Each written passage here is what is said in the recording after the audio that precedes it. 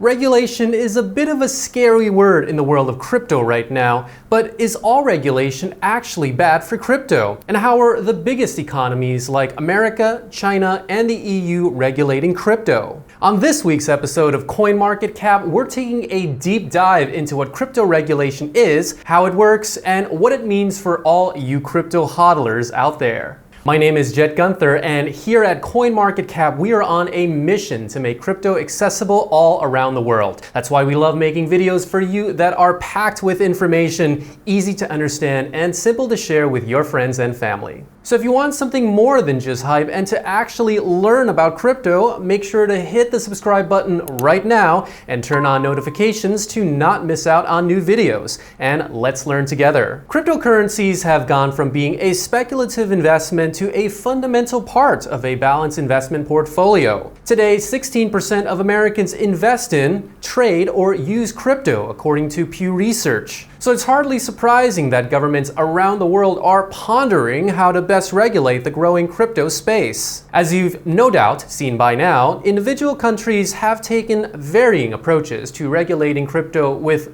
unpredictable consequences. The UK's regulators, for example, allow British citizens to buy and hold as much crypto as they want, but have cracked down on advertisements for cryptocurrencies and platforms. China, on the other hand, has criminalized cryptocurrency transactions and crypto mining across the country. To help you navigate regulations heading towards cryptocurrencies, we've put together this video where you'll learn about what we mean by crypto regulation, which methods officials are using to regulate crypto, and whether regulation is necessarily bad for crypto. Make sure to check the timestamps below to better navigate the video. What do we mean by regulation? So we hear the term regulation used a lot in the press, but what exactly is regulation? Well, in short, regulation is an official rule which is applied and enforced by a department of government called a regulator. Regulators enforce all kinds of regulations for every type of business, including environmental pollution rules,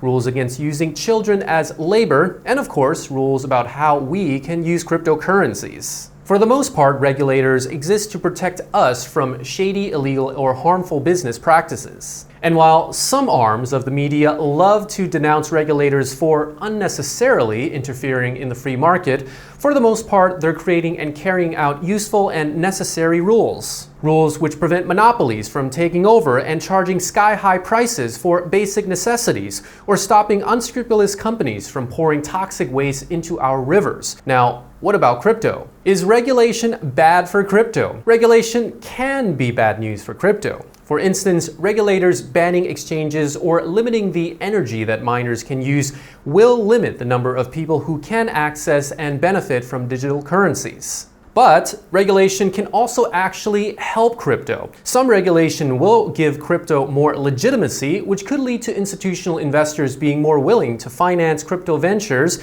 which would help the crypto industry grow. In fact, a number of crypto figureheads are actively asking for a federal regulatory framework for cryptocurrencies, including Coinbase's CEO, Brian Armstrong. So now that we know what regulations are and that not all regulations means Bitcoin is going to zero, let's take a look at the options regulators have in respect to cryptocurrencies. What options do the regulators have? As we said earlier, regulating cryptocurrencies is problematic for a number of reasons. Cryptocurrencies and platforms are built on new technology that regulators need to get their heads around before they can create a regulatory framework. But thanks to ever-increasing investment and innovation in crypto, there's tons of new technologies and tools coming out every week, further complicating an already difficult job for the regulators. We must also account for the fact that Westerners have invested considerable sums of money into crypto, and so any regulation that would damage crypto would also damage their own citizens. If regulators in the EU and the US decided to ban all cryptocurrency overnight, they would be pulling the rug out from under 300 million people or more, many of whom live in their own backyards. And after all, democratically elected governments are accountable to their voters, and if those voters happen to be crypto hodlers who don't want crypto to be strongly regulated, the government has little choice but to approach crypto regulation with a light touch or risk facing a furious backlash. But still, regulators have a myriad of tools to regulate crypto, but most have so far chosen one or two of the following strategies. Number 1, introduce or increase taxes on crypto.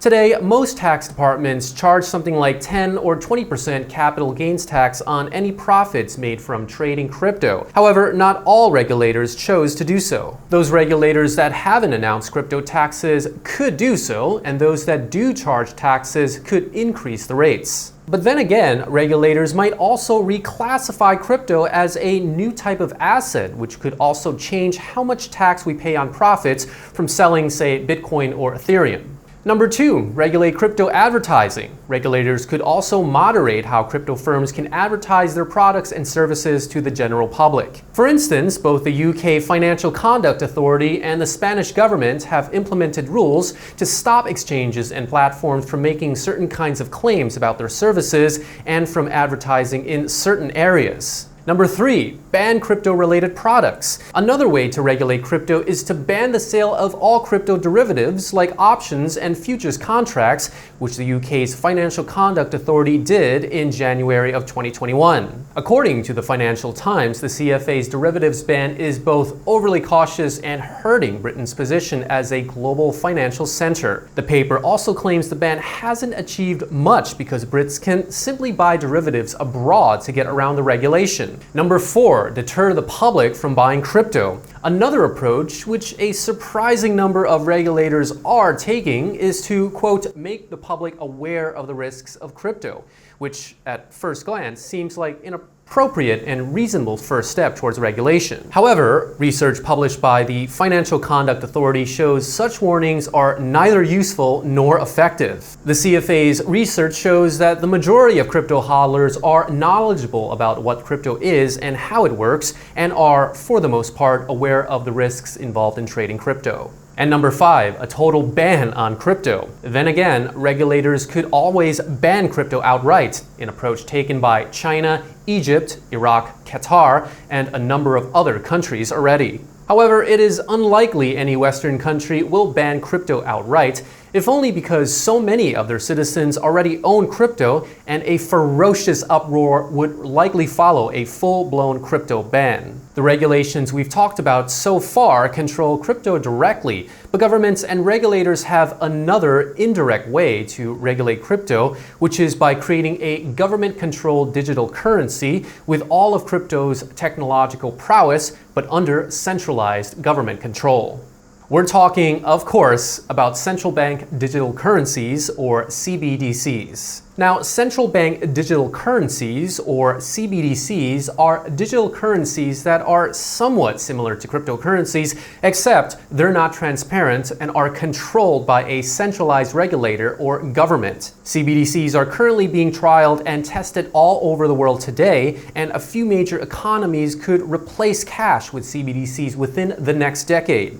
In practice, spending a digital dollar would work just like spending money on your credit card, but unlike spending cash or the money on your credit card, digital dollars could be programmable, so every purchase you make is very trackable. So if your central bank actually did get rid of all cash and implemented a CBDC overnight, it could keep tabs on your spending habits or stop you from buying products it doesn't approve of, such as political newspapers that support an opposing party or publications that highlight all of a government's corruption and its lies told by its representatives. CBDCs have long been a major concern for privacy advocates who have readily pointed out that citizens being compelled to provide ID to the government for every transaction they make, only for the government to build a massive lifelog file on their spending habits, is not a wise move. Should a Western country go ahead and release a CBDC, the government could then claim its citizens are no longer in need of a decentralized cryptocurrency. So now that we've looked at some of the ways crypto could be regulated, let's now have a look at some of the largest economies that are regulating crypto right now. So far, Western countries have had a generally positive response to crypto,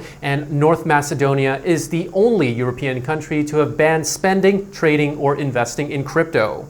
Eastern countries, on the other hand, maintain a hot and cold relationship with crypto. India, China, and Russia have all flip-flopped more than once on whether to ban crypto entirely. So without further ado, let's take a more in-depth look at what's going on in the US, China, and the EU. Number 1, the US of A. Owning, selling, buying, and mining crypto is legal across the United States, and an estimated 27 million Americans own cryptocurrency today. However, the United States has, until incredibly recently, taken a scattershot approach to crypto regulation. Virtually every finance-related regulator issues press releases and makes announcements about how crypto should be regulated, which has led to confusion and uncertainty for American traders and hodlers. The Securities and Exchange Commission views crypto as a security, while the Commodity Futures Trading Commission claims Bitcoin is a commodity. Even the IRS classes cryptocurrencies as property for federal income tax purposes. So as of yet, the United States does not have a clear regulatory framework for crypto. But despite all the confusion, America saw some regulatory progress in 2021, most notably President Joe Biden's reappointment of Jerome Powell as the chairman of the Federal Reserve. Powell is thought to be in crypto's corner, as he has said on record that he does not see cryptocurrencies as a, quote, financial stability concern, and that he has, quote, no intention of banning crypto. However, he has on other occasions said that stablecoins need some form of regulation soon. Even so, Powell's reappointment has hailed as a sign of incoming crypto-positive regulation. And while plenty of hodlers consider Powell's reappointment to be crypto's salvation, we saw little in the way of regulation until just very recently, when those praying for a coordinated approach to crypto regulation finally had their wish granted by President Biden.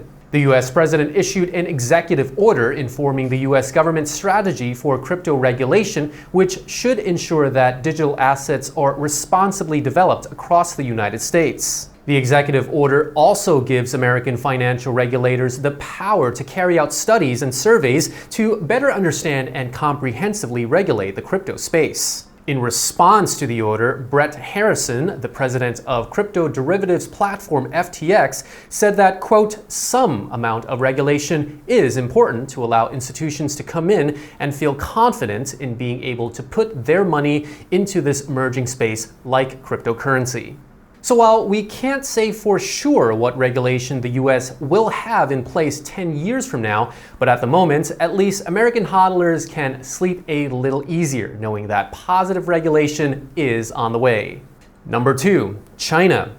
China might have the most complicated relationship with crypto of any country on this list. In the past 9 years or so, China has frequently lashed out against crypto, but each time the markets bounced back and the rules eventually softened. In the very early days, up until the middle of 2013, the Chinese government did not have all that much to say about Bitcoin, and Chinese people were free to use it, although few did. But in late 2013, the People's Bank of China abruptly took a hostile stance against crypto. The bank issued a notice prohibiting banks from handling transactions related to Bitcoin immediately, explaining that Bitcoin was not backed by any country or authority, was not safe, or trustworthy. Following on from the notice, the Bank of China set up a research group to study how it could set up its own central bank digital currency, or CBDC.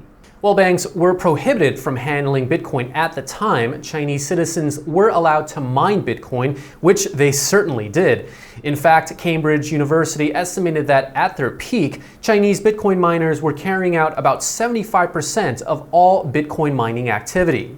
A few years down the line, in 2017, the Chinese government banned initial coin offerings, or ICOs, much to the dismay of crypto hodlers at the time, as ICOs were bringing tons of cash into crypto at the time. And in June of 2019, the Chinese government announced that trading cryptocurrency was officially banned in China, and the government would block access to all crypto exchanges and coin offering websites. In a further step towards an outright crypto ban, China's National Development and Reform Commission labeled Bitcoin mining a, quote, undesirable industry due to the energy required later on in 2019.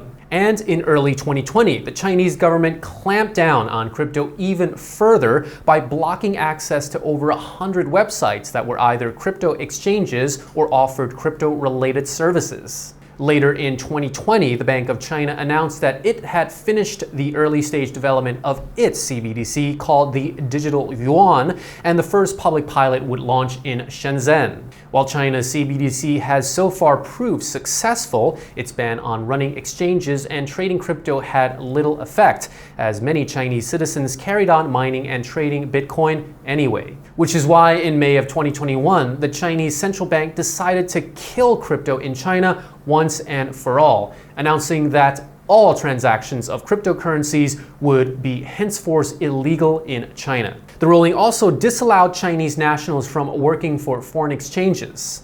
Unfortunately for Chinese Bitcoin miners, the central bank's ruling really was the final nail in their mining rig's coffin, and most of them closed their doors for good or moved to other countries to continue their mining operations. Given its advancements towards implementing its CBDC, we feel that China is unlikely to allow its citizens to freely trade cryptocurrencies again anytime soon. And barring some kind of radical regime change, the Chinese government will probably maintain its hostility towards decentralized and democratically controlled cryptocurrencies for the foreseeable future. Number 3, the European Union. Individual member states of the EU are free to choose how they want to regulate crypto. So far, most European countries have approached crypto with an open mind, and crypto is legal in most countries in the European Union today, as is crypto mining. And while some European countries have gone ahead and regulated crypto, quite a few members are waiting for a common European approach towards crypto regulation. The members who have regulated crypto have focused on taxing it, and taxation on profits made from trading crypto differs significantly from country to country, varying between 0 and 50%. Slovenia, for example, does not tax profits from trading cryptocurrencies, but does require citizens to declare and pay tax on salary payments in crypto. Germany, on the other hand, asks for between 40 and 45% tax on crypto profits above 600 euros, although profits from sales of cryptocurrency held for over a year are exempt from tax. The EU itself has made significant progress towards regulating crypto and recently proposed a Europe-wide regulatory framework for crypto called the Markets in Crypto Assets, or MiCA. In its current form, the framework dramatically simplifies operations for Europe-based crypto firms to expand their operations. Under the new framework, once a crypto firm is permitted to operate in one European state, it can also work in all of the other European states. Obviously, the framework is widely considered to be great news for crypto. However, some European parliamentarians added a last-minute provision to the framework which would force proof-of-work cryptocurrencies to shift to more energy-friendly consensus mechanisms like proof-of-stake. Obviously, should this addition make it into law, Bitcoin mining in Europe could be effectively outlawed unless the majority of the Bitcoin network were willing and able to migrate the network to a proof-of-stake consensus mechanism. However, Stefan Berger, an EU parliamentarian working on the framework, has said he does not feel that the framework is the right place for setting out energy conditions for crypto, as its goal is to regulate crypto as a financial asset. So while the last-minute provision is certainly worrying, it is not clear yet whether it will survive the next vote, so there is still hope for European crypto regulation. Crypto represents a big challenge for regulators, central banks, and governments. Some, like China, have rushed to ban crypto and replace it with a centralized CBDC. Others, like most Western countries, have adopted an inquisitive and open approach to crypto regulation, which should bring legitimacy and institutional investment to the space. Whether or not crypto will survive the threats from regulation and CBDCs remain to be seen, but for now, crypto is marching steadily onward into the mainstream.